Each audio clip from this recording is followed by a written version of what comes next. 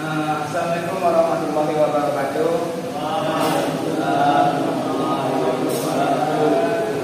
Selamat pagi anak-anak semuanya. Apa kabar kalian semua? Alhamdulillah baik. Alhamdulillah ya, kita masih diberikan kesempatan untuk mengikuti pelajaran pada hari ini.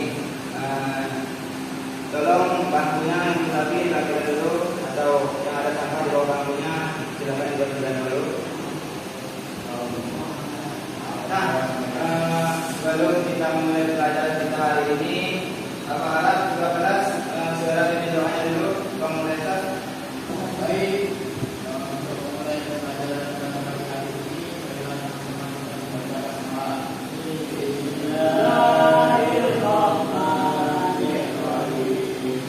Semoga semua dengan membaca bismillah tadi kita dilancarkan dalam mengikuti pelajaran pada hari ini.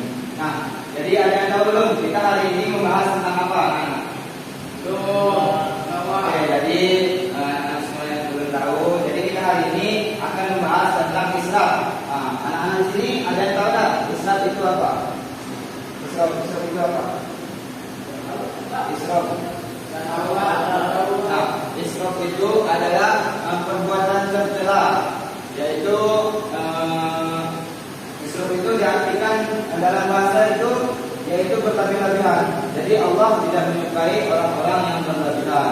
Nah, pada pertemuan kita kali ini Bapak akan menjelaskan pengertian tentang Islam dan menyebutkan dalil serta agar kalian dapat mengetahui cara berperilaku, cara menjauhi orang yang berperilaku Islam. Nah, jadi kita masuk kepada materinya, yaitu pada pengertian Islam. Jadi Islam di sini diartikan sebagai sesuatu hal yang berlebih-lebihan. Gitu. Islam ini ditunjukkan kepada manusia adalah tindakan manusia yang melebihi kadarnya atau melebihi batasnya. Gitu. Islam ini termasuk dalam perbuatan yang dimana tidak baik. Jadi perbuatan Islam ini sangat tercela ya anak-anak, jangan dilakukan ya. Nah, di sini ada contoh tentang perilaku Islam. Yang pertama yaitu tentang Islam dalam makan dan minum. Yang kedua yaitu ada Islam dalam berbicara. Dan yang ketiga yaitu ada Islam dalam perbuatan. Dan yang keempat itu ada Islam dalam menuntut hak. Nah, Bapak akan jelaskan satu persatu ya. Nah, di sini Islam dalam makan dan minum.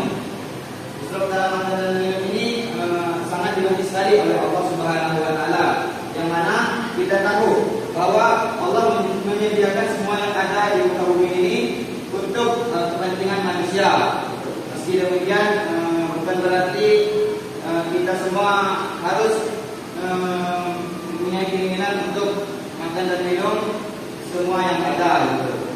Nah, jadi makan dan minum ini melalui kebutuhan akan membawa dampak tidak baik bagi tubuh kita. Gitu. Dan ada dalil di sini tentang perilaku Islam dalam makan dan minum, yang dimana bunyinya yaitu wa kullu wasmahu wa la tasrifu innahu la yuhibbul muslimin. Nah, jadi yang artinya makan dan minumlah, tapi jangan berlebih-lebihan. Sesungguhnya Allah itu tidak menyukai manusia yang berlebih-lebihan.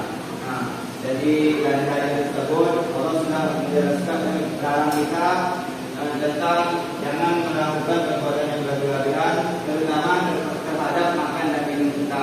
Ya anak mungkin semuanya. Nah, jadi poin kedua itu ada Islam dalam berbicara. Nah, Islam dalam berbicara ini adalah satu hal lain yang dilarang oleh Allah, yang mana berlebihan dalam berbicara. Berlebihan dalam berbicara ini akan membawa dampak buruk bagi kita semua anak-anak. Jadi berlebihan dalam berbicara ini akan menyebabkan bosan, bahkan benci kepada lawan bicara kita. Selanjutnya bertanya tentang cara berperilaku itu gimana? Islam ada 4. Jadi Islam makan dan minum, yang kedua Islam ya berbicara, yang ketiga Islam dalam perbuatan yang keempat, israf dalam membentuk hak. Nah, itu adalah 4 poin dari tentang macam-macam israf ya. Jadi yang selanjutnya Bapak akan bertanya kepada kalian tentang penyebab terjadinya israf. Apa itu Bang Modesta? Baik, dari yang Bapak jelaskan tadi, penyebab terjadinya israf ini ada 4. Yang pertama adalah lemahnya jiwa dan agama. Kedua adalah malas dalam berpikir.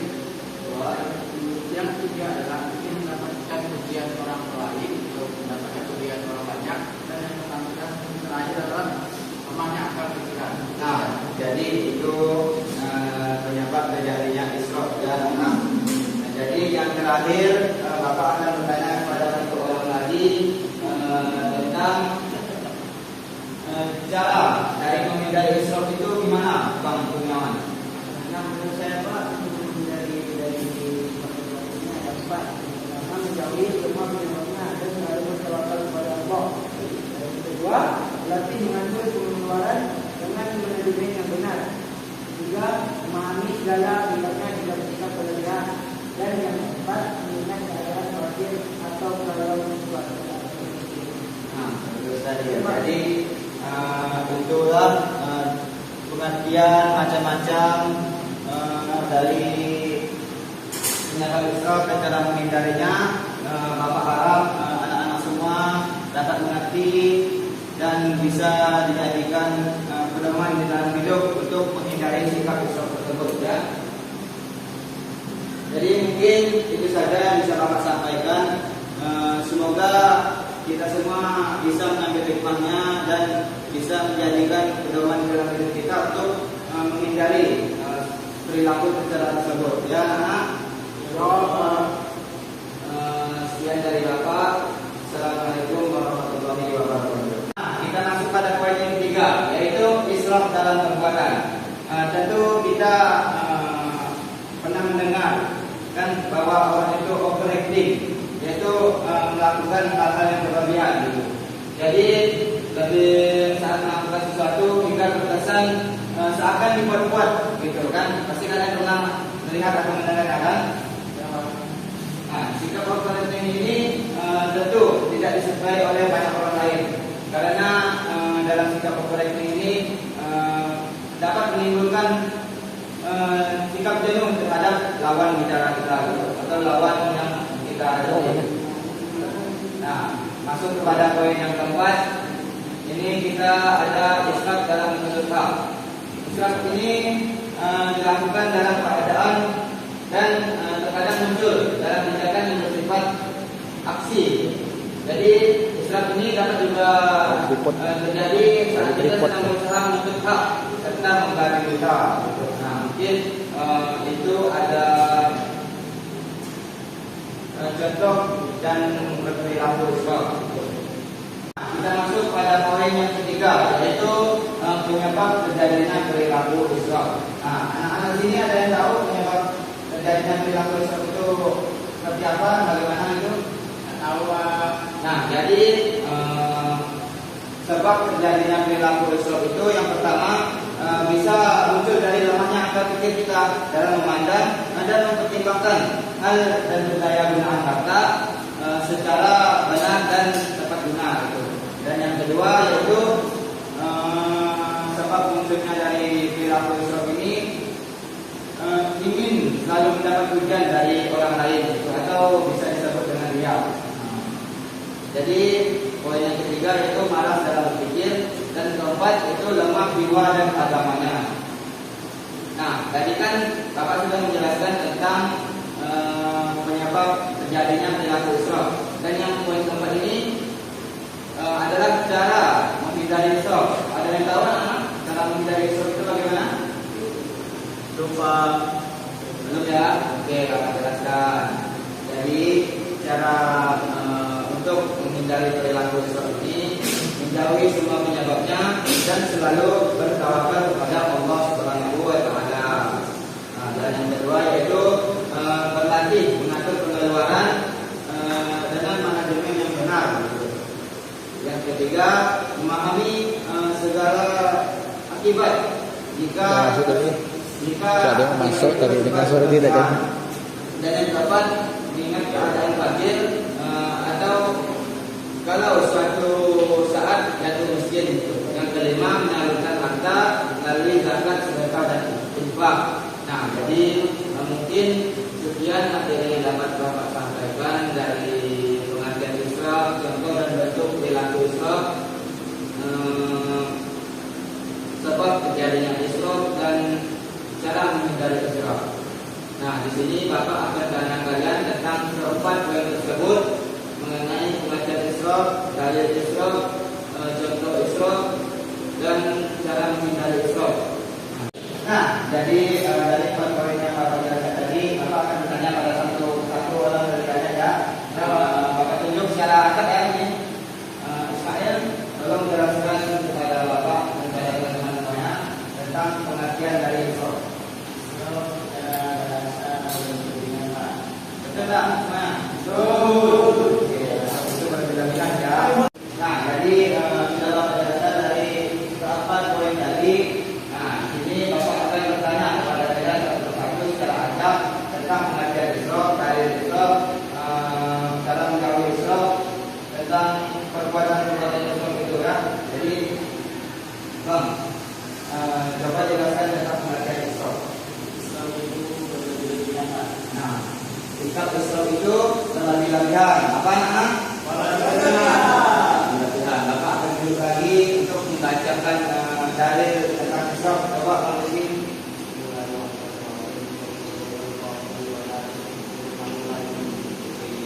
Nah, itu dalil tentang Isra ya, tentang makan dan minum, tentang sesuatu hal yang berlebihan. Jadi Bapak kita satu orang lagi untuk selanjutnya Bapak bertanya tentang cara berperilaku itu gimana? Isra ada 4. Jadi Isra makan dan minum, yang kedua Isra yang berbicara, yang ketiga Isra dalam perbuatan, yang keempat Isra dalam membentuk hak. Nah, itu adalah 4 poin dari tentang macam-macam Isra ya. Jadi yang selanjutnya Bapak akan bertanya kepada kalian tentang penyebab terjadinya Isra. Apa itu Bang Malaysia?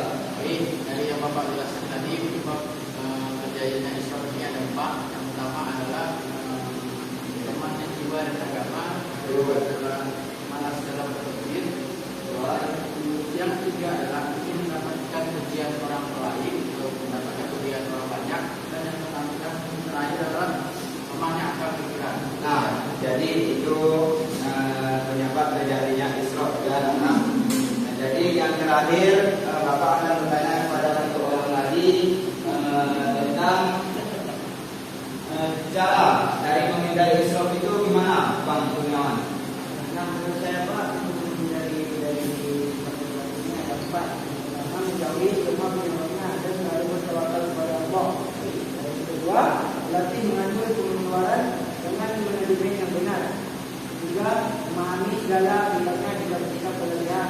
Dan yang keempat, mengingat keadaan fakir atau kalau sesuatu. Nah, itu tadi. Jadi itulah pengertian macam-macam dari penyebab Isra dan cara menghindarinya. Bapak harap anak-anak semua dapat mengerti dan bisa dijadikan pedoman di dalam hidup untuk menghindari sikap Isra tersebut ya. Jadi mungkin itu saja yang bisa Bapak sampaikan. Semoga kita semua bisa mengambil hikmahnya dan bisa menjadikan pedoman dalam hidup kita untuk menghindari perilaku tercela tersebut. Ya, anak. Sebelum Bapak menutup pembelajaran kita pada hari ini, Bapak akan berdoa untuk mengikuti doanya terlebih dahulu. Baik, untuk mengakhiri kita